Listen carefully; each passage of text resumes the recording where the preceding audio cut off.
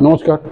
আমি আজকে আপনাদের কাছে আমরা নর্মাল ইকুইটি মার্কেটে না এসে কেন অপশানে আসব, বা যারা একবার অপশানকে ভালো করে জানে তারা ইকুইটি মার্কেটে না গিয়ে কেন অপশান মার্কেটে যায় সেটা নিয়ে আলোচনার মধ্যে আসছি। ধরুন কোনো একটা শেয়ারের বাজারে এই মুহূর্তে দাম আছে 10 টাকা, আর 10 টাকা দামের শেয়ারটা অপশান মার্কেটে কোনো এই 10 টাকা দামের শেয়ারটার অপশান মার্কেটে একটা কলের দাম আছে হয়তো 2.5 টাকা।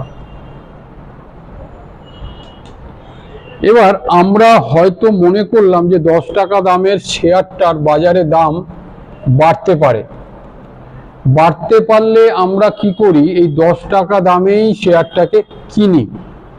তাহলে আমরা 10 টাকা দামে যখন শেয়ারটাকে কিনছি, অপশান মার্কেটেও আমাদের যখন মনে হয় শেয়ারটার দাম বাড়বে, আমরা কি করি, 10 টাকার আঙ্গিকে এই 2.5 টাকা যে ওর হচ্ছে কল আছে বাজারে, সেটাকেও আমরা কিন্তু কিনি।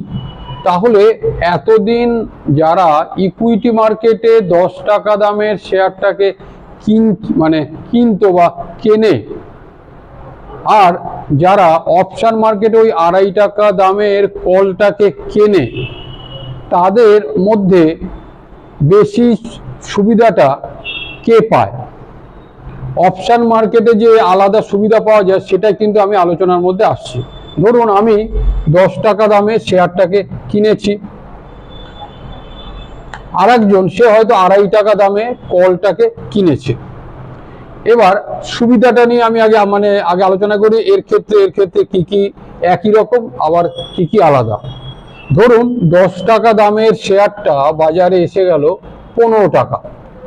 10 টাকা দামের শেয়ারটা যদি বাজারে এসে যায় 15 টাকা, তাহলে ইকুইটি মার্কেটে যারা 10 টাকা দিয়ে কিনেছিল তাদের কিন্তু এইখানে 5 টাকা পার ইউনিটে আয় হয়ে যাচ্ছে। অপশানও কিন্তু তাই হবে। যারা এই 2.5 টাকা দিয়ে অপশানটাকে কিনেছিল তাদেরও কিন্তু এটার দাম বাজারে ওই সময় এসে যাবে, এর সঙ্গে 5 টাকা যোগ হয়ে যাবে 7.5 টাকা।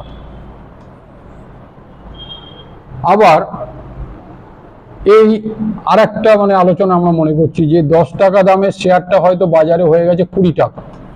যদি 10 টাকা দামের শেয়ারটার বাজারে দাম হয়ে যায় 20 টাকা, তাহলে যে ব্যক্তি 10 টাকা দিয়ে কিনেছিল তার কিন্তু এখানে 10 টাকা আয় হচ্ছে। আর এই যে অপশানের ক্ষেত্রে যখন 2.5 টাকা দিয়ে কেনা হয়েছিল, এটার ক্ষেত্রেও কিন্তু 10 টাকা বৃদ্ধি পাবে, এটারও দাম বাজারে হয়ে যাবে 12.5 টাকা।